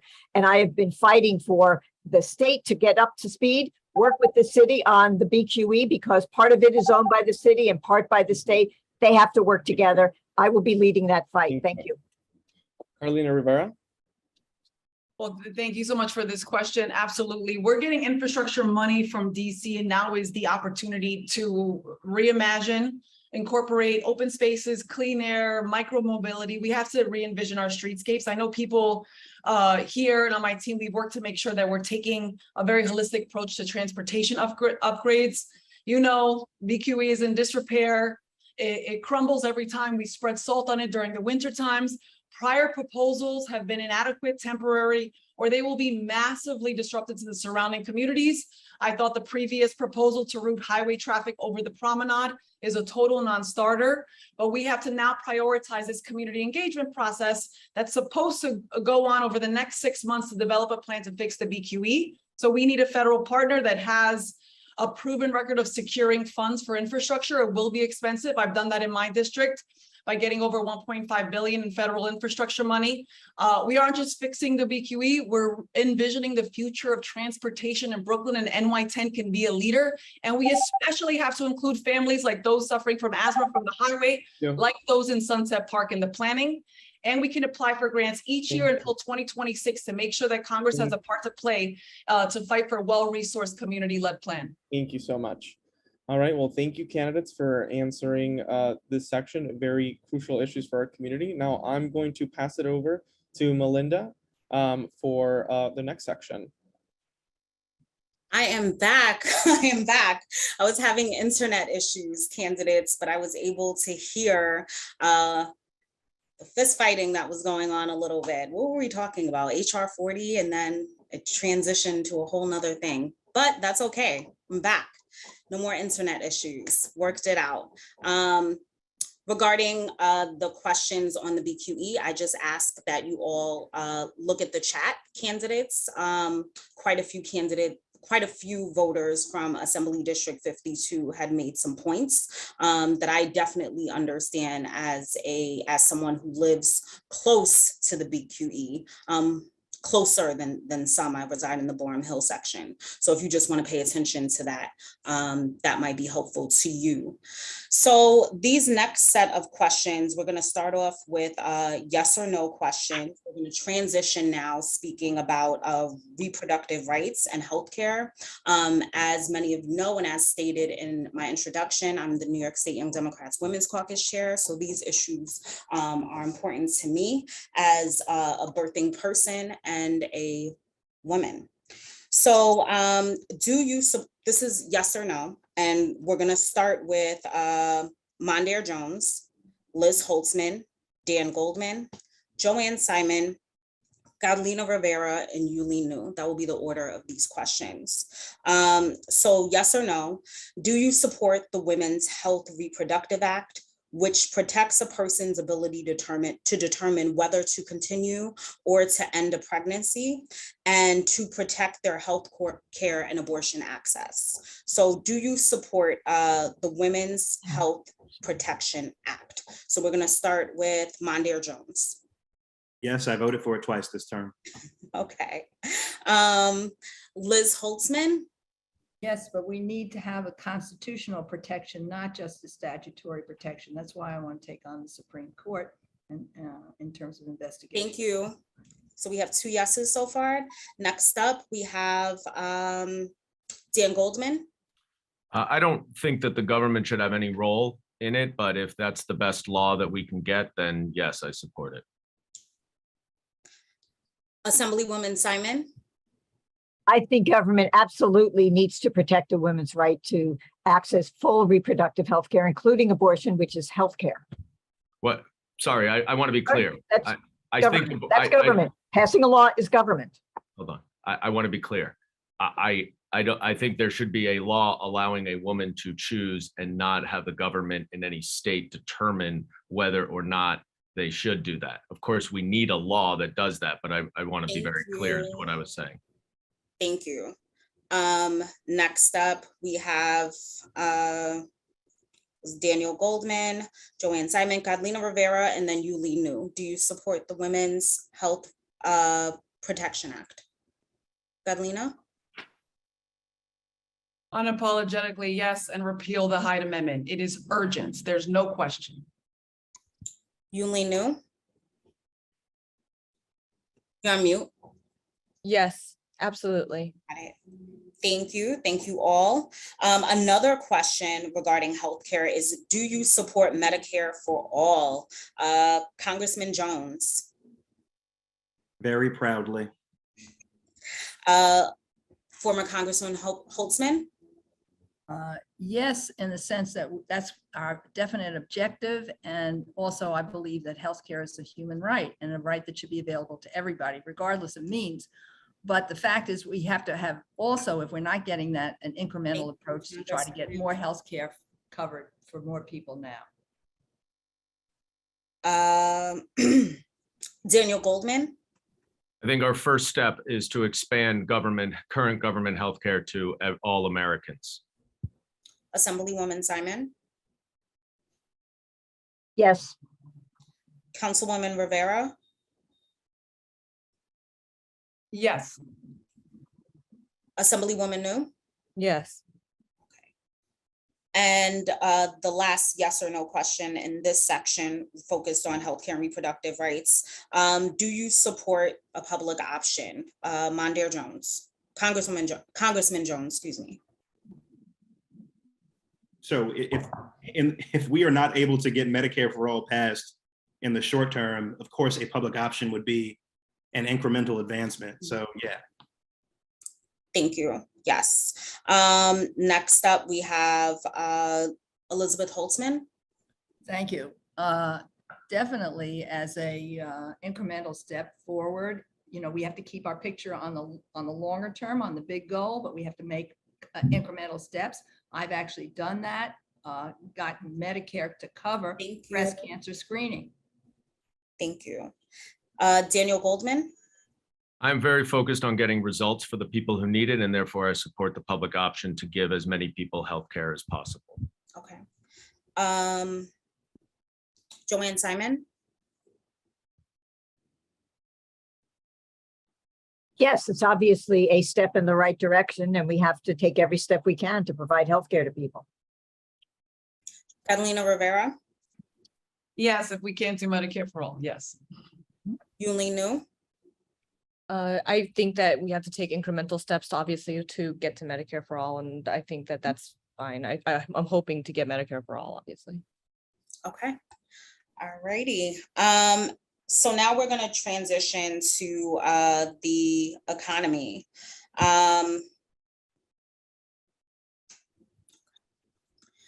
We're gonna transition to the economy. So Wall Street is in our district. Do you support legislation, the Wall Street Tax Act, which would create a new 0.1% tax on certain purchases of stocks, bonds, and derivatives? This is a yes or no question. We'll start off with Mondaire Jones. Yes. Okay. You know what? I'm just gonna go on the order of my screen instead of looking down. Joanne Simon. Yes, and I did at the state level as well. Daniel Goldman, Yes. Carlina Rivera, Yes. Yuh-Line Niou, Yes, the stock buyback transfer tax is actually my bill. and Elizabeth Holtzman. Generally, yes. Okay. Bill Steck's bill. I'm sorry, can you repeat that? Never mind. Oh, sorry. Okay. Do you support increasing the estate tax on items worth or estates worth more than $5 million? Yes or no? We'll start off with Elizabeth Holtzman. Yes, I mentioned before, our taxing system has gotten much, much more regressive and much less progressive. Estate tax is part of that answer. I remember having to vote against a tax bill that gave a tax exemption. Let me just finish for a second here. To gave a tax Congresswoman, this exemption. is a yes or no question, so thank you. Well, life isn't. Congressman Jones, Yes. Joanne Simon, Yes. Daniel Goldman, Yes, to my own detriment. Carlina Rivera, Yes.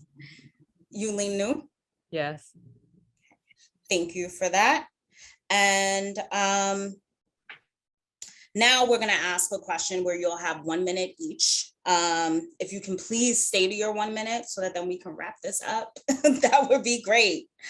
This is focusing on the pandemic laid bare the lack of any kind of functioning caregiving systems in the country, like paid family and medical leave, childcare, tax credits, home care. What policies will you pass?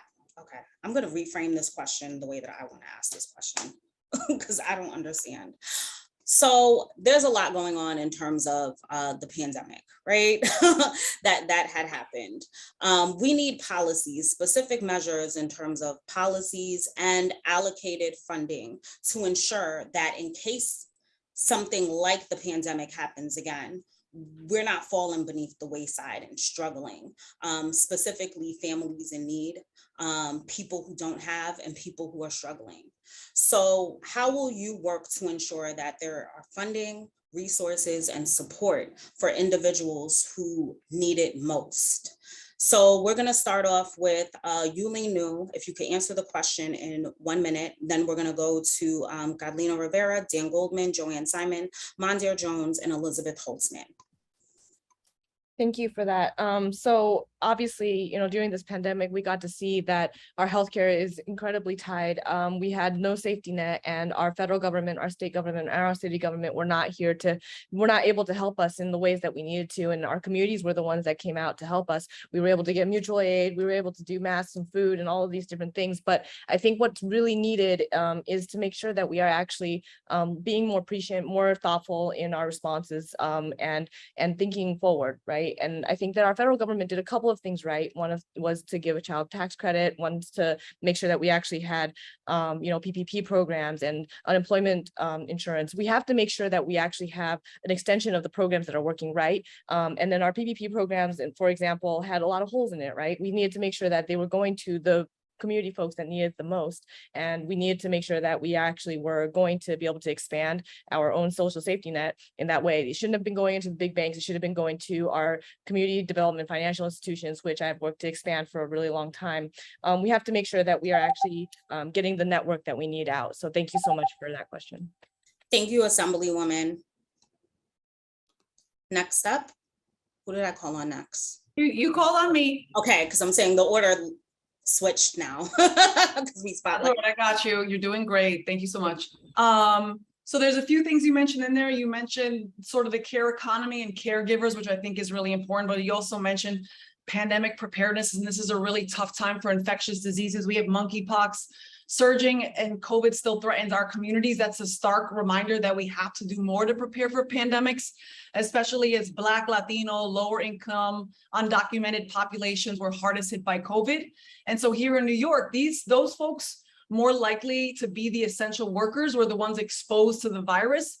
I've led work in the council to empower deliveristas, to empower healthcare workers, to expand our safety net, and to get familial support inside some of these labor and delivery rooms and with people as they were dying, with family members and friends. So we have to have this infrastructure in place. And in Washington, I will fight for culturally sensitive, multilingual, community-based approaches to education around vaccines and treatments. And we need major investments in pathogen research, vaccine development, and much, much more. We have to take care of our caregivers. Many of us have been primary caregivers to our family, and they have to be supported. Thank you, Councilwoman. Next up, what did I call on next? I'll just riff it. Elizabeth Holtzman, can you go next, please?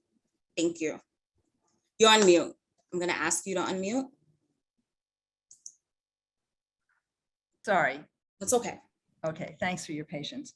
No, the pandemic exposed something that I was trying to get at before, which is what's happened in our government is that lobbyists and others have decimated programs for the poor while expanding tax benefits and other benefits for the rich. That has to happen. I saw a vote, and I had to vote, when a major family that owned huge business was exempted from all estate taxes because they hired a lobbyist, and I voted against it. I said, my constituents can't afford to hire a lobbyist to go to Washington and exempt them from estate taxes. We can't have that kind of system. And until we start addressing that kind of problem, we're going to leave out those who are most vulnerable, those who are needy. I completely agree that this has given us a real lens on the inequity in our society, and that has to be changed. But it's got to be changed in a way that can change the unfairness that allows this to happen. Wow. Okay. With 3 seconds. Thank you. Next up, we will go to Assemblywoman Simon. Thank you for the question. It's a critically important one. Obviously, the pandemic exposed a lot of those gaps in our society and really highlighted how we were not delivering for low-income communities of color and these are essential workers. So we need paid family and medical leave. Childcare, universal childcare is something we must have because, women are the ones who are held back the most by COVID. Going forward, they are losing ground tremendously because of the lack of universal childcare. And obviously that affects people in low-income communities of color even more. So we have to prepare for the pandemic. I have a bill to eliminate zoonotic transfer of viruses because the next one is coming down the pike, but we have to deal with monkeypox. We have to deal with COVID now that is morphing constantly. And that information has to be culturally sensitive, and it has to be accurate, and it has to be with language access. And also we need to pay our caregivers a living wage and stop assigning them to 24-hour shifts, which is, I'm blanking on the word, but I know what it means. I was going to say involuntary servitude. Oh, got it. Thank you, Assemblywoman. Next up, we have Mondaire Jones, and then that will be it for that question, right? No, Daniel Goldman, yes. Mondaire, Congressman Jones, and then Dan Goldman. The pandemic exacerbated a lot of the systemic inequities that many of us already were familiar with around childcare. I introduced the Universal Child Care and Early Learning Act with Elizabeth Warren in April of 2021. It would make childcare free for many millions of Americans. And for the rest, it would ensure that they not pay more than 7% of their annual household income. We also saw a healthcare system really brought to its knees, which is why it's so important to have a Medicare for all single payer system. It should not depend on whether you have employment or how much money you have in your pocket, that you're able to get high quality healthcare in the richest nation in the history of the world. We also learned the importance of having school meals that are free for children because they are getting many of their meals in the school context that they can't get at home because of the low income status or the low income experience that they're having right now, which is why it's so important to make school meals free and to adequately fund our public schools so that they can remain open and do the construction and hire the staff that they need in order to be successful, even at the height of a pandemic. Thank you, Congressman. Dan Goldman. I agree with Mondaire that the pandemic really did expose the inequities in our system. And I think there's room here for robust congressional investigations and oversight that I have done to ensure that the money is being used appropriately, that our PPP programs are getting to the small businesses that desperately need it, that are accessible to all languages, so that the communities that are often hit hardest get equal access as to the big companies. I also think we need to continue to fund small businesses. They are the lifeblood of this city. The pandemic has really wreaked havoc on them. Public safety in the city is also, those issues are really hitting the small businesses incredibly hard. You mentioned home care workers, and one of the things we absolutely have to do is raise the minimum wage around the whole country. It is now more lucrative to work at Starbucks as a barista than it often is to be a home care worker. And we need to make sure that we are incentivizing home care workers and teachers to get into the critical professions. Thank you so much, candidates. Thank you. We have one more round of questions and then that's it. Just one more round of questions. We know that it's 6 and you have a lot to do. So if you can stick with time, that would be perfect. So now I'm going to pass it off to my co-moderator, Carlos Calzadilla. Thank you. Thank you. As we're getting close to the hour, we're going to go with one yes or no question, and then we actually are going to combine our last 2 immigration questions into one, and you will have 90 seconds to answer them. Now, the first yes or no question is, do you support a path to citizenship legislation for all undocumented immigrants? We will do the order: Liz Holtzman, Dan Goldman, John Simon, Carlina Rivera, Yuh-Line Niou, and Mondaire Jones. So let's start with Liz Holtzman. Please keep it to yes or no. Liz Holtzman. Can't keep it to yes or no. For those people, yeah, in general, yes, but there are people who are dangerous criminals or Nazi war criminals or terrorists or torturers who want to come into this country. I don't want to admit them. Thank you. Let's please, you'll have a chance. Please keep it to, we're going to have another immigration question. Keep this yes or no to yes or no. Dan Goldman. I mean, yes, broadly with some exceptions. Joanne Simon. Yes, broadly. Carlina Rivera. Yes. Yuh-Line Niou. Yes. Mondaire Jones. Carlos, I think what you've gotten from some of the candidates is that there are certain categories of people that sort of the consensus is that you might not want to put them. So I too will say yes broadly. Thank you. Now this is it's a combined 2-part question. You're gonna have 90 seconds for. Congressional District 10 is home to a large community of immigrants. And if you win, there's a chance you'll be part of Democratic minority. Now let's address that for years, ICE has terrorized our immigrant communities, ripped apart families, violated the law. And as we know, it was even worse during the Trump administration. However, ICE is still carrying out deportations. What will you do to hold ICE accountable and rein in their power? That's the first part of the question. The second part is, since since there is a possibility of being in a Democratic minority in the House, what will you do to work across the aisle, specifically to advance immigration policy? And what is your plan to achieve this? Now we're gonna go in that order again. Liz Holtzman. Thank you very much. It's an important question. Both my parents were immigrants. Whoops. There's a problem here. I'm getting some message. Oh, you're fine. You can go ahead. Okay, well, it was a message and it's, okay, can I just get that time back because I was Sure, getting sure. crazy. All right. Okay, Okay. both my parents were immigrants. I understand the critical importance of immigrants and the role they play in America. I'm the first generation of my family to be born here. I was chair of the immigration subcommittee.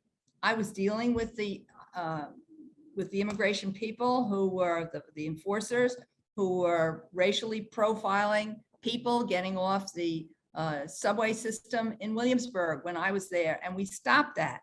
You know, I was in Congress after that, and I can't be responsible for what happened. I resigned. I was on the Homeland Security Advisory Committee.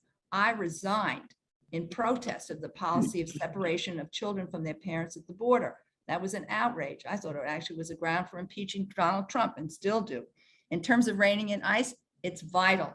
It has to be reined in. Every government agency has to obey the law, period. And I'm definitely part of doing that and did it when I was on the immigration subcommittee. In terms of working across the aisle, of course I've done that. I'm very proud to have authored the Refugee Bill of Act of 1980, which was with Ted Kennedy. We were both authors of it. It was signed into law. It's a basic law now. And we, of course, had Republicans join with us. I've worked with Republicans. We can sometimes, in good faith, manage to get important legislation through. But it requires having the skill of being a good legislator. And I think I've had the credentials for that. But immigration is vital, and the demonization of it by Trump was an outrage. And the mistreatment of people and the separation of people from the border at the border was an outrage. Thank you so much. Up next is Dan Goldman. Thank you, and thanks for the question. It's a critical one. Perhaps the biggest reason why we need to ensure that Donald Trump does not steal the next election, separate and apart from our fundamental democracy, is we cannot allow his immigration policies to come back in. They were discriminatory, they were xenophobic, they were a complete abomination, and I believe they have fostered so much of the hate crime and discrimination that we're seeing around the country. I worked with ICE as a prosecutor, so I have some credibility when I go to them and encourage them to rein themselves in, to focus much more on remaining within the law and recognizing the importance and value of all immigrants to this country. My grandmother escaped anti-Semitism in Russia to come through Ellis Island to get here. We are a country of immigrants. We need to celebrate those who come to our shores to seek the American dream. If we are in the minority, my experience having taken on Donald Trump as part of the impeachment investigation is going to be even more valuable, because we will see an impeachment of Joe Biden. We are going to need bulwarks against the Republican Party. And we have to recognize that this Republican Party is very different than the Republican Party of a generation ago. They are bad faith actors who have no interest in reaching agreement or negotiating an agreement with us. So we are going to have to use aggressive, investigative, and oversight tactics in order to put them on their heels and bring them to the table. Thank you so much. Joanne Simon. Yes, thank you very much. Obviously, this is a huge issue that we need to address. I have been out there protesting and working with members of my community who have been targeted by ICE.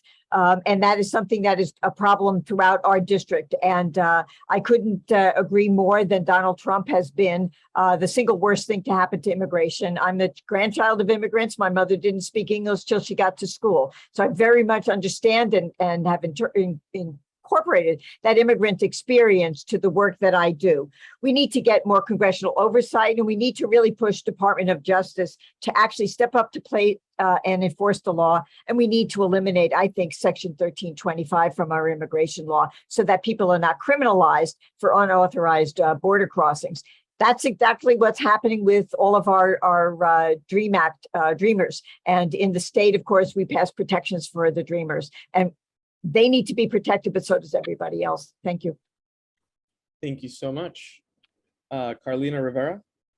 Thank you. So since my days as a community organizer and through Trump's attacks on immigrants. I've stood up along with my community and many advocates to the hateful rhetoric, to the expansion of wrongful enforcement tactics by the federal government, fighting to expand access to healthcare and city services for undocumented families, increase language programming and training, strengthening workplace protections, ensure access to the ballot box in city elections through our campaign for Our City, Our Vote, expanding voting rights for immigrants. We have to keep our eye on the ball there. Washington has to forge an immediate pathway to citizenship for undocumented individuals and families. And we need an overhaul of the system to admit more refugees seeking asylum in the US and an end to the cruel practices of ICE and CBP. I have held an emergency hearing when I was chair of the Committee on Hospitals, when we found out ICE was present in our hospital system, drawing national attention to that crisis. So we have to ensure that we're calling it out and that we're working on policies that support the 800 potential beneficiaries of DACA. We'd like to see an improved immigration process. Of course, New York has always been a safe haven for immigrants, so we have to be leading in that regard. I support using the budget reconciliation process to win a path to citizenship for Dreamers, for temporary protective status holders, and all essential workers, as the Congressional Hispanic Caucus has proposed. And there is legislation for us to advocate for, the Dream and Promise Act. And of course, we have to support the 3 to 4 million Dreamers and temporary protective status holders. We can't lose sight of that no matter what, and we have to work for change. Thank you so much. Yuh-Line Niou.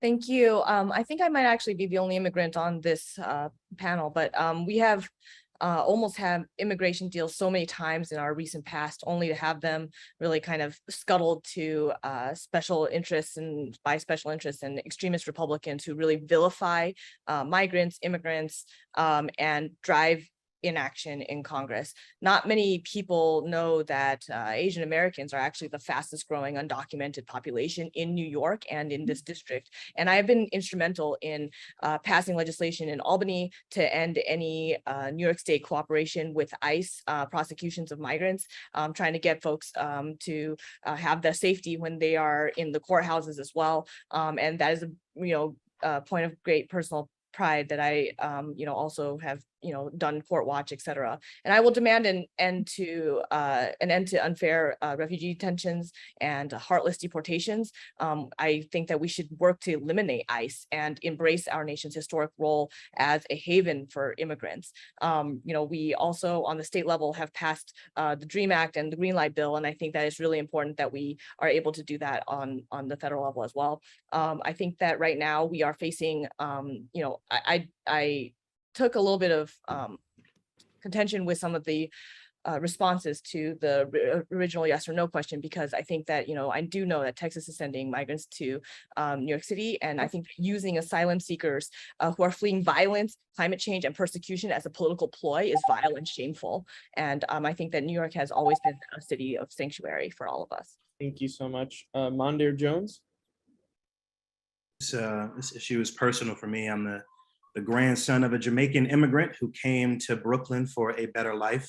I was proud to be at Borough Hall yesterday celebrating the first ever statewide recognition of Jamaican Flag Day in New York. Look, I'm proud to co-sponsor a bill by Linda Sanchez called the U.S. Citizenship Act. It would put 11 million plus undocumented people on a pathway to citizenship. I'm proud to have helped pass through the House the Dream and Promise Act, which would codify DACA and do much more. It's also the case that even if we were to lose the majority in the House, which I think the question initially asked, it would still be President Biden's ICE.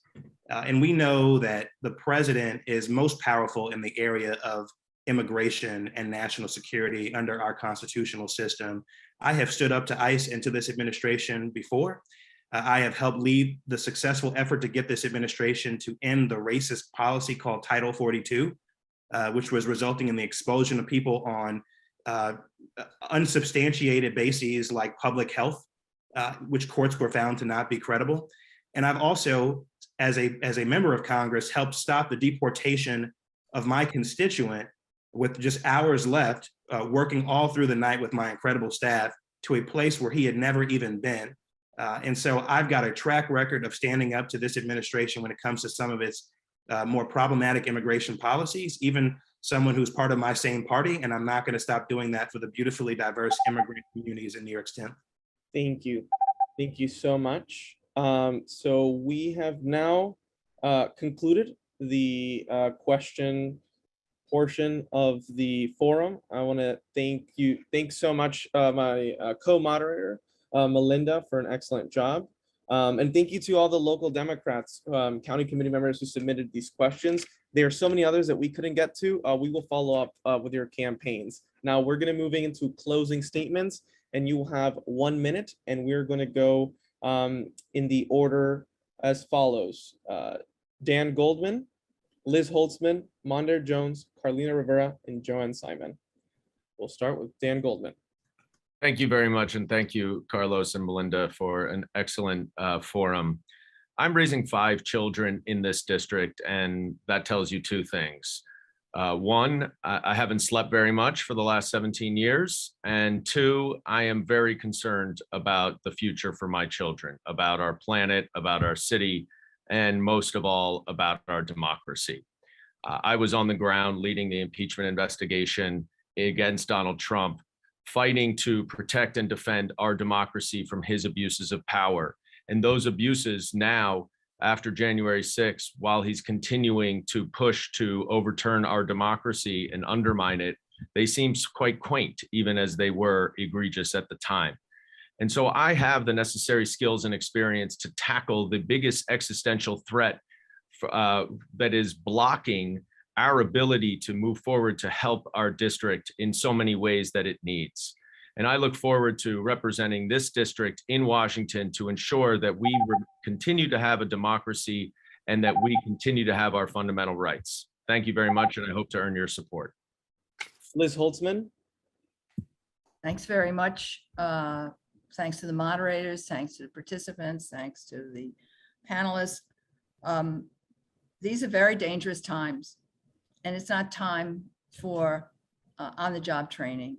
We need somebody who's going to represent this district, who has a proven record of taking on the dangerous threats that we're facing. And what are those threats? We have a Supreme Court that wants to take away women's rights, that has already taken away women's rights, and wants to put a target on the back of other groups in this country and move us backwards. We can't allow that to happen. I have a practical proposal. Congress shouldn't go on recess now and should start investigating at least 2 members of that court, Brett Kavanaugh and Clarence Thomas. They aren't doing it. As a member of Congress, I would raise my voice about that. I'd be fighting about that. We also have Donald Trump, who wants to come back. A number of us on this panel have fought very hard against Donald Trump. I took on President Nixon, and when he left office, he stayed disgraced and he didn't come back. Thank you. I have the skills and the know-how and the endorsement of the Daily News and Gloria Steinem. Thank you. Thank you so Thank you very much. Mondaire Jones. Thank you so much for an incredible, informative evening and for taking time out of your busy schedules. This district wants and deserves a progressive champion with a track record of actually delivering results. I have been that person.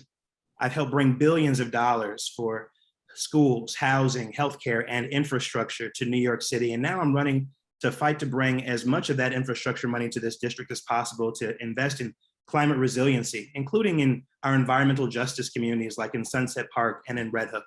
And also to make sure that we clean up the Gowanus Canal and do so much more, including, by the way, reimagining the BQE. I've also been leading the fight, as you've heard earlier, to defend our democracy and to protect the fundamental right to vote. We've seen over the past year and a half, it's not just good enough to elect any old Democrat to Congress. And there are real differences between the Democrats in this primary. While I was bringing billions to New York City schools, one of my opponents in this race on the city council cut the New York City school budget by hundreds of millions of dollars.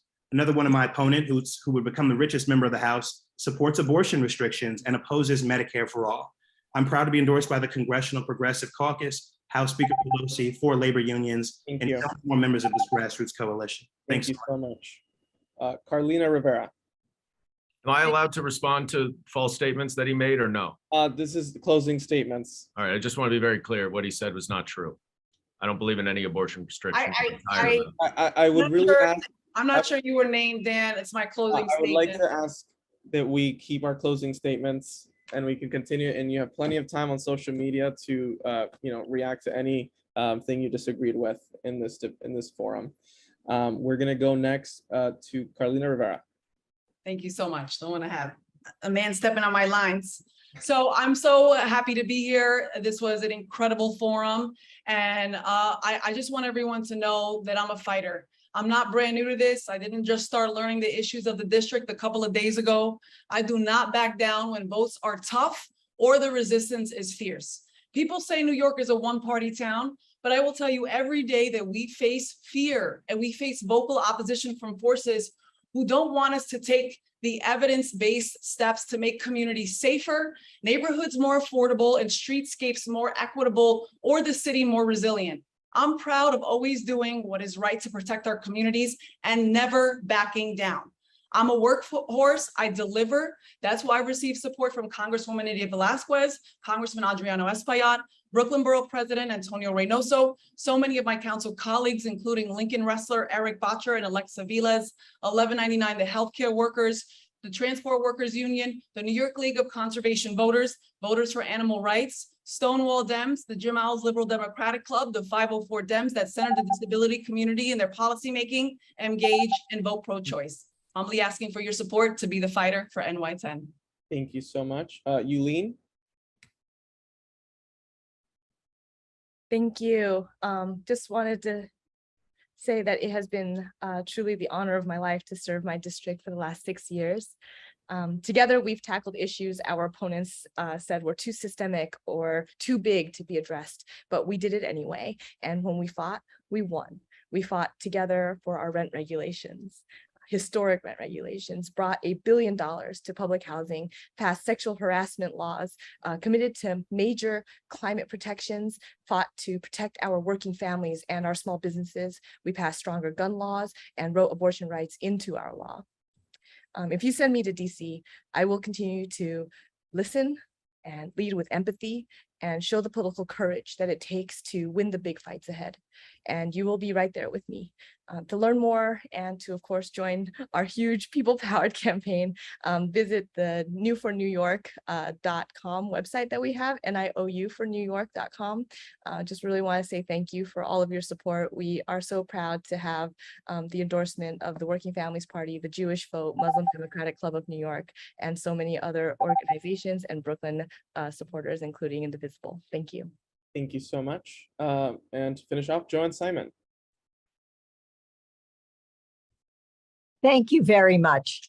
I want to thank everybody for being here this evening, including the other folks running for this seat and all of the community members and county committee members who are here.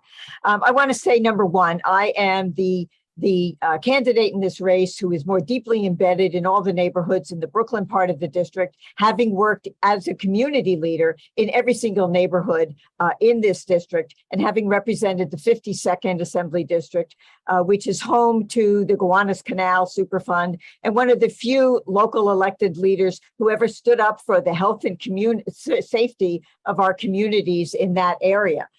The reality is, we need to all work together to preserve the quality of life for our people. We need to work to eliminate the damages from climate change and to really reverse climate change. And I've been a leader at the state level in our Green New Deal in New York State. But the other thing, of course, is that will never waver on LGBTQ rights, on the rights of women for abortions, and on gun violence protection. I'm a fighter. I'm not new to this. I'm true to this. And I will be leading every step of the way with you when I get to Congress. Thank you so much. Thank you so much to all the candidates. This has been a very informative forum. I want to again thank my amazing co-moderator, Malynda. I want to thank the amazing county committee members that made this forum happen. It took great teamwork to make sure we can bring this forum, the ideas of candidates to all of our constituents and Congressional District 10. And I want to thank the candidates. Thank you for your passion. Thank you for the issues that you're fighting for. And we appreciate all of you. Thank you. Have a great night, everyone.